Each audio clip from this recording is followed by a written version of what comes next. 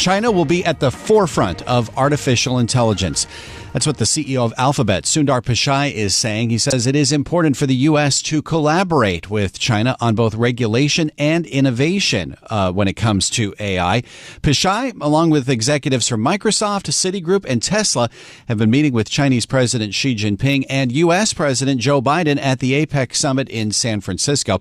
After those meetings, the Alphabet CEO joined Bloomberg's Emily Chang and told her the world's two biggest economies do need to work together on AI regulation and development. So you've got the presidents of the two biggest economies in the world right here in big tech's backyard, and everybody has questions about AI. How much do you think AI is going to drive economic growth in the Asia-Pacific region and really the world, let's say, over the next decade? It's a big question. It's a good warmer, I think. Look, obviously, rightfully, I think the excitement around AI is well-founded. I'm glad it's a big topic. Let me start with the Asia-Pacific question. One of the things that excites me is if you're in a region, unlike the past technologies, take the PC revolution, you have to in some ways play catch-up. Mobile was the first transition, I think, in Asia. You almost co-developed it. I look at Android, it wouldn't have happened without all the work we did in Asia, our partners in Asia, be it Samsung or HTC in Taiwan and so on. But I think you started leapfrogging and you don't need to play catch-up with legacy. I think AI takes it the next step further. I think it's the first technology. I think you're all in a real position to be right there from the start and have a seat as this technology develops. So I think that has profound implications. You all can be as AI native as what's happening in the US and so on. So I think in that way, it's going to have a big impact. I think the way you do that, though, is by, as APEC countries, I would say you have to have a pro-innovation mindset. You have to embrace it at the start. Make sure you have the right infrastructure in the country to facilitate AI innovation. You're thinking about the right balanced regulation, both from an innovation and safety standpoint. And then as government, maybe lead the way. What are the projects you can visibly do? How do you use AI to digitize services and serve your citizens better? I think if you lead the way and then invest in skilling, et cetera, I think there's a real chance. So I think it couldn't be more exciting. India, your native country, is now the most populous country in the world. Do you see AI as a massive opportunity for India, or could it lead to a massive dislocation, given the number of lower-level coding, customer services jobs based there? I do think it's going to be a massive opportunity, across. India has to make progress on many, many fundamental areas, right? Be it healthcare, agriculture, food security, climate change, and so on. So, and AI is going to help us make progress. So it is a big opportunity. I think even on the labor market, a few things I would say. There's a study from MIT economist David Order that if you look at today, a vast majority of jobs that exist today are in new specialties or categories that have come about since 1940. So in some ways, this can be counterintuitive. Over the last 20 years, we've all worried about automation, and it hasn't quite played out the way we have predicted it. Having said that, I think your question is important. I think for many jobs, it also has an opportunity to play it out in a much better way, right? Make the jobs easier to do. Like, if you can imagine, how do you have radiologists to cover India's breadth of population? AI can actually help expand access. But finally, there are a category of jobs where there will be a shift.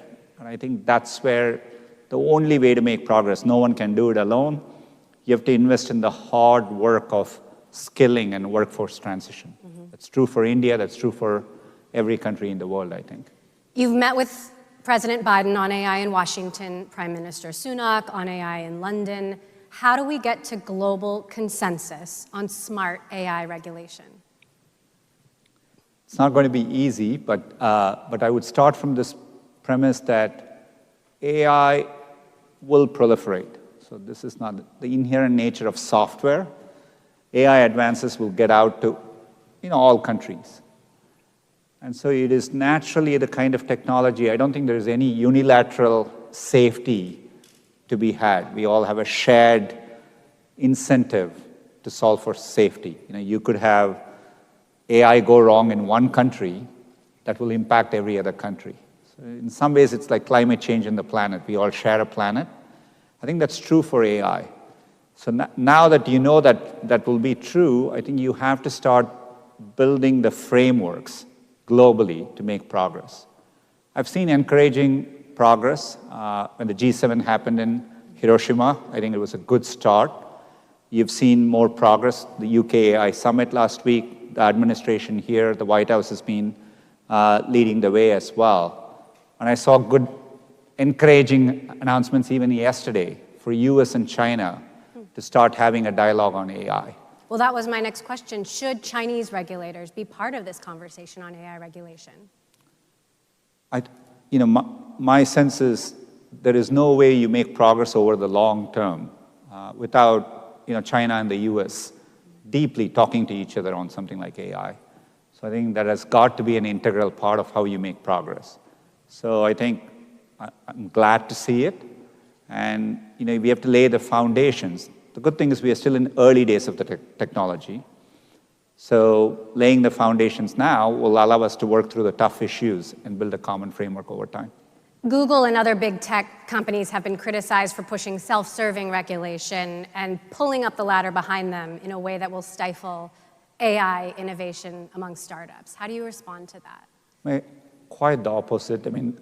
Pretty much on most areas we have worked on, we have deeply supported open innovation. If you look at things like Android or Chrome, these are all big open source projects. Most of the current AI revolution is based on work which we have published as a company and shared with the world. And I think as we move ahead, open source is going to play a critical role in driving AI innovation forward. And I think we have to be careful not to do regulation in a way that either harms open source technologies or smaller companies. So I actually think we care about that. Having said that, I think we are also being asked to contribute for how would you tackle AI safety, right? And so we have to think through issues like that. I don't see this as being at odds with each other. For example, next year about 2.5 billion people around the world would participate in an election. Right. The biggest election in history is going to be happening in India. Yeah, that's right. And many more countries around the world, including the US. Mm-hmm. So maybe almost 1 in 3 people in the world may participate in an electoral process next year. So how do you think about, generative AI, causing misinformation there? These are real problems. So we are thinking through areas like that, but I think that is not that shouldn't hinder innovation because of the opportunity we talked about earlier. So we think about this framework as being bold and responsible at the same time. And I think it's important to do both, and I think that's true for governments as well. We've already seen, as it pertains to India, 3D generated holograms of Prime Minister Modi, AI generated voice and songs. How do you think AI, and obviously the US presidential election coming up as well, how do you think AI is going to further test election integrity? I think, over time, it's going to lower the barrier for creating, artificial information, which may or may not mirror what's happening in the real world, right? And that barrier will come down. Mm-hmm. So in this cat and mouse game, how do we amp up our defenses against that? We are in early stages, right? We were one of the first companies to announce a watermarking technology for image generation. It's called SynthID, done by DeepMind, and we are providing API access to it. But all of us need to tackle it.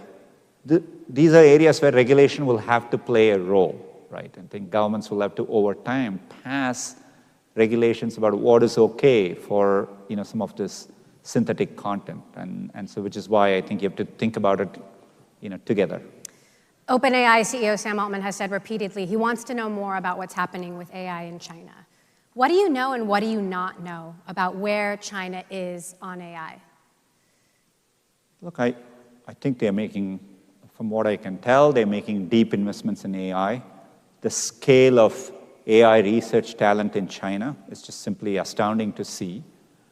So I think, in some ways, this question, China is going to be at the forefront of AI, and I think that's a given.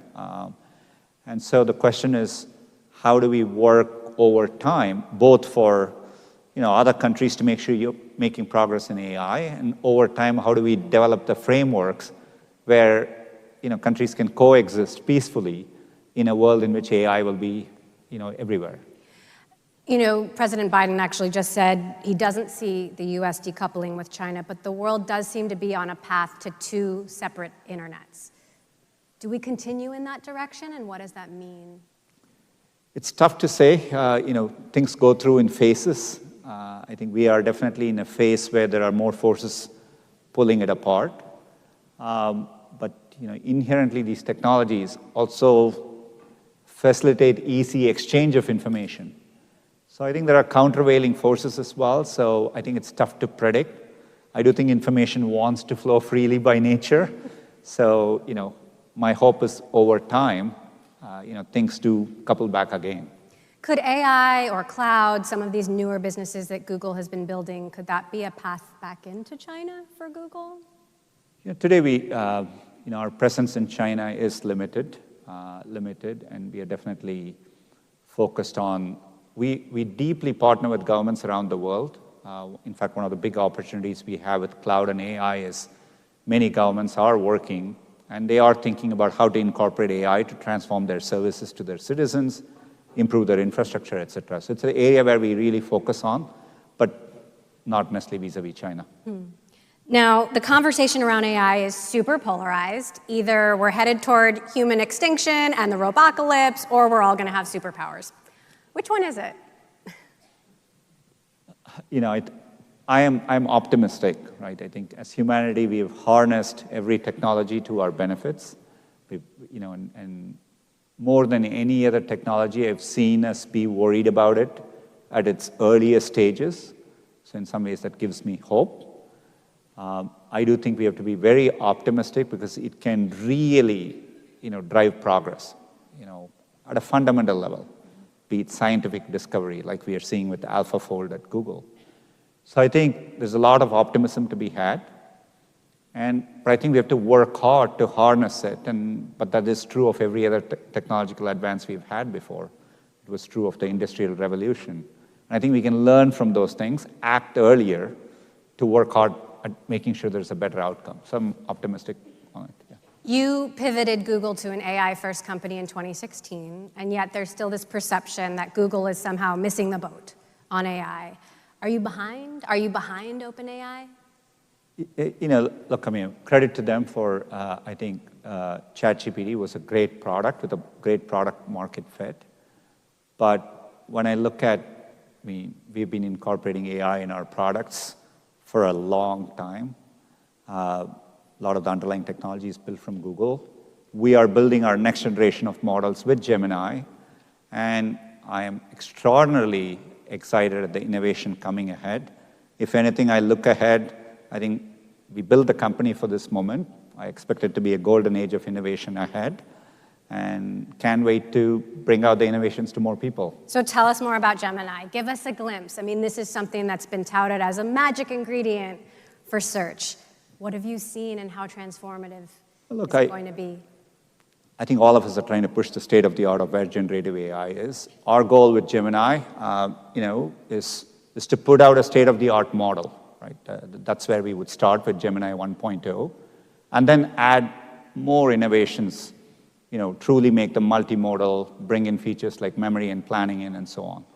But we are focused on getting it out. I view Gemini as a series of models. We are focused on getting Gemini 1.0 out as soon as possible, make sure it's competitive, state of the art, and build from there on. Google just invested $2 billion in Anthropic. Microsoft, of course, has billions in OpenAI. I recently sat down with Lina Khan, who's the chair of the U.S. Federal Trade Commission, and she said they're hearing concerns that big tech companies are extending their power by investing not just money, but also sharing their clouds with these AI startups. Is that fair? Can innovators succeed and startups succeed without allying themselves with big tech?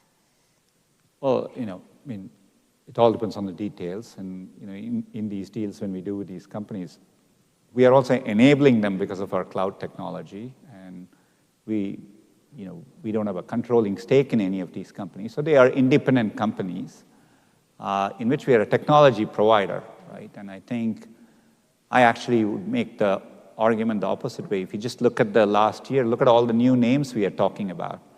To me, it shows that we are in an incredibly dynamic moment again. And yes, I think we have to play a role in enabling the next generation of companies, which is what cloud does. Cloud allows us to take the same technology that Google is built on and actually share it with everyone else. So I think, if anything, it's pro-innovation, and so I think there's a lot of good things about it. You've been spending some time in Washington lately. There are a couple big trials underway. The US Justice Department, for one, is trying to prove that Google is a monopoly, a search monopoly. Google does dominate 90% of search, which is 90% of how we see and experience the world. It's hard to get information and not use Google. Why should any one company have that much power? I genuinely think we don't have that position.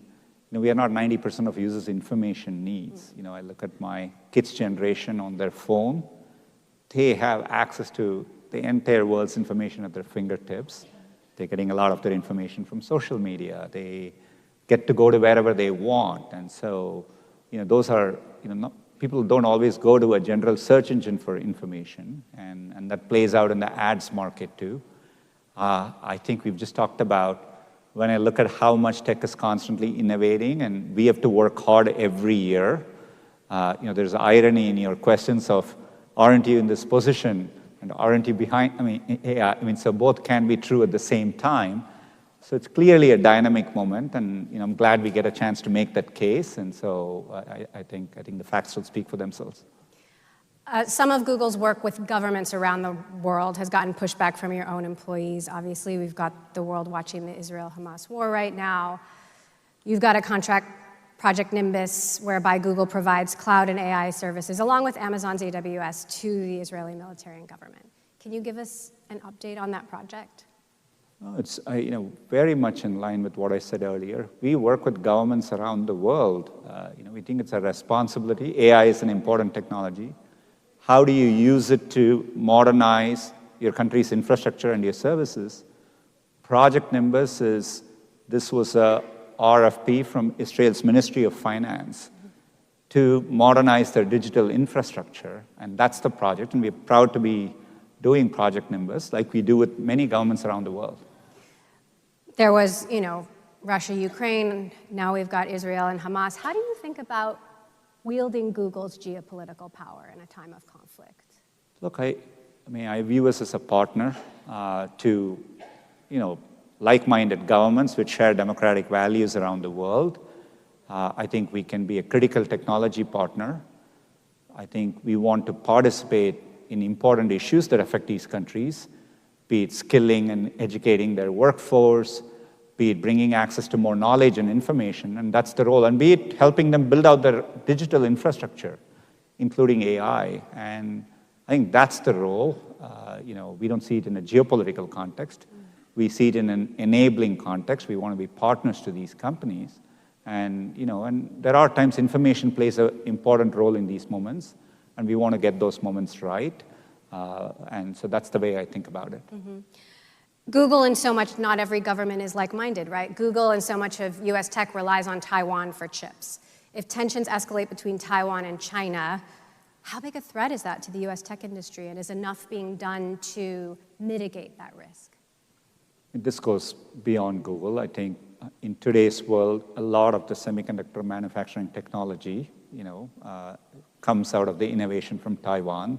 And, that's a dependency which exists. And so, but this is not a unique Google thing. And, my sense is it'll be that way for a long time to come. 8 years ago, you changed Google's motto. Google changed its motto from "Don't be evil" to "Do the right thing." What does it mean to do the right thing in an AI-powered world? Hopefully AI will also help us give inputs to it. But look, I think it has to be grounded in the fundamental values of humanity, human rights and universal human values we all agree on has got to be the foundation for it.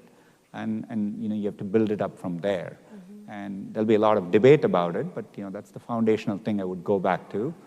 And as long as AI reflects the essence of what's innately good about humanity, I think we'll be okay. Everyone likes to ask you what keeps you up at night, and I'm curious right now, this year, what do you worry about?